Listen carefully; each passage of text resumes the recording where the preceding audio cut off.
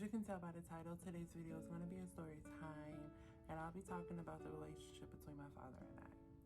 This story time has been years in the making.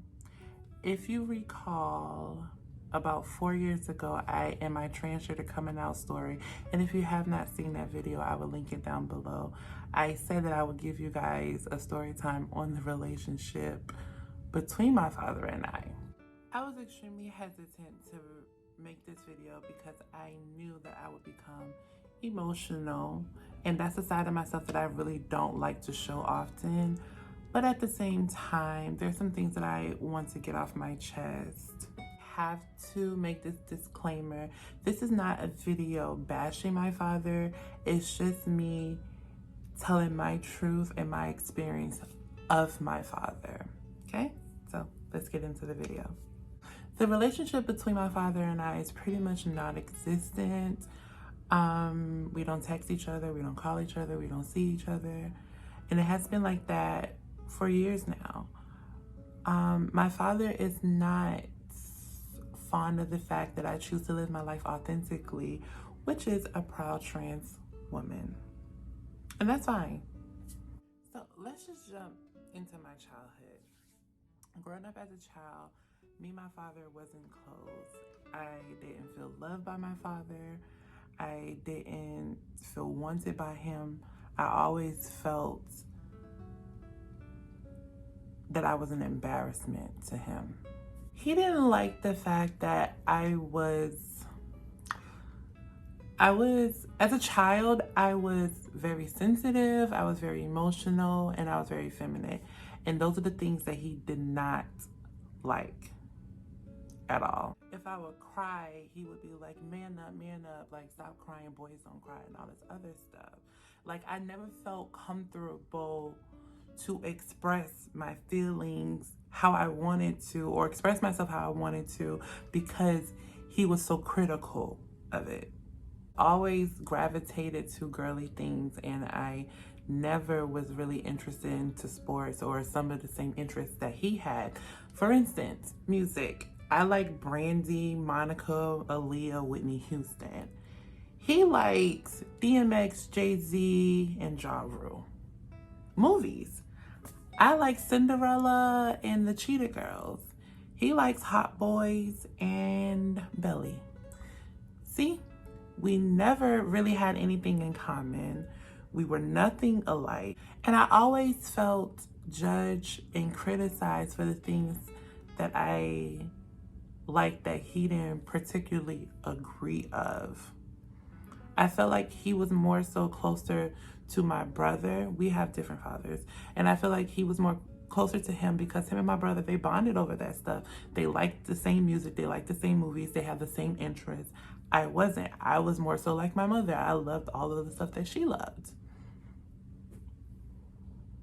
I always felt like that he loved my brother more than he loved and cared about me. And that's devastating to a child because it's like, I'm your biological child. I'm your child. And the fact that you're showing someone else that love and that, and caring for that person that you're not doing for your own child, it's hard to watch. It's definitely hard. I know that my father was ashamed of me. And how I know is because it was told to me at 10 years old. Imagine having a stranger tell you at the age of 10 that your father is ashamed of you because you act like y'all know the word. I ain't gonna say it, but it's the F word that rhymes with maggot. And I was told this by a complete stranger. It was like a neighborhood girl. My father was friends with her grandmother, and like they used to go over. He used to go over to her house or whatever. They used to play cards and whatever, drink, whatever. And she overheard him talking about me, and the girl thought it was a funny thing to tell me all of the hurtful things that he said. I was devastated. Like, how could you say those things about your own child? Hearing how he felt, it cuts way, way worse than a knife. Like, I carry that for a long time. And another thing too, I never even told my mother. My mother found out, I would say like a year before she passed, because she saw my transgender coming out video. She didn't see it at the time when it came out, but she saw it right before she had passed away. She had saw it. And then she didn't, like in that video, she didn't know some of the hurtful things that were said to me that affected me. She never knew, because I never told her a lot of that stuff, because my mother's a very passionate woman. She loves her kids and she'll do anything for her kids. She'll fight anyone for her kids. And I don't really like confrontation, and I didn't want to cause a problem between her and my father. So I never said anything.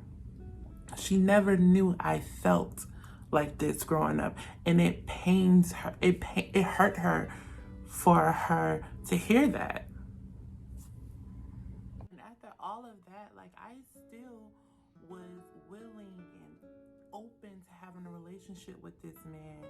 Like, it went to the point where I tried to like compromise who I was to appease him. Like, you know, to pretend to be interested in sports, to be into like boyish things, or into like the hood music or the hood movies, and trying so hard to be like, hey, I exist. Like, you know, notice me, accept me. Like, that didn't even work. And it's just, it got to the point my mother said, listen, let me tell you something. If a person can't love you and respect, if a person can't love you and accept you for who, the hell with that person, father or not. My mother had passed away, and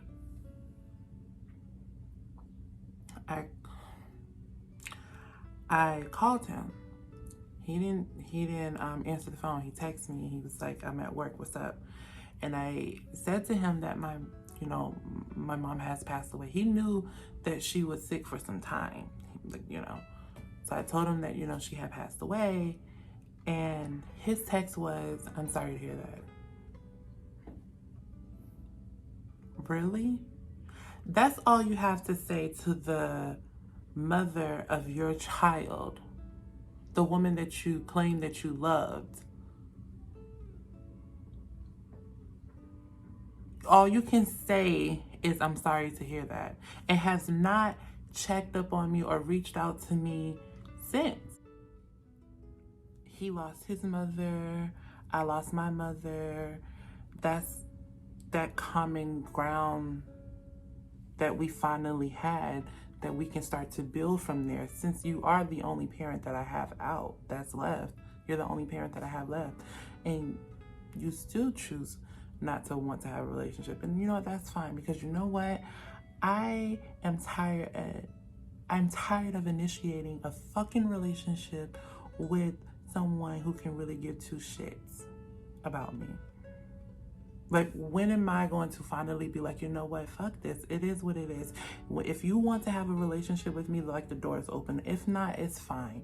I'm gonna move on with my life, because you know what? I don't have to answer to God for that.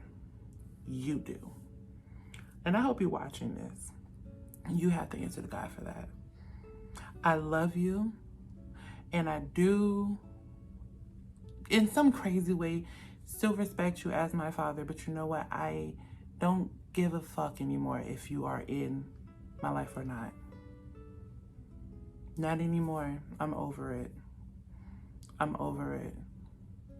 But just know that you have a child that is loyal, that is respectful, that is understanding, that is caring, that has a great personality, that has a big heart. I have integrity. I have morals. I have values.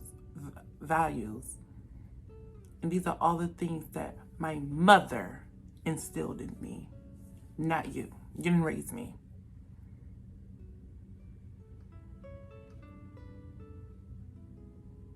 You're gonna have to live with that. One of these days, one of these days, you will need me. I hope you see this. I'm looking right at you. One of these days, you will need me. And you better hope that I'll be there.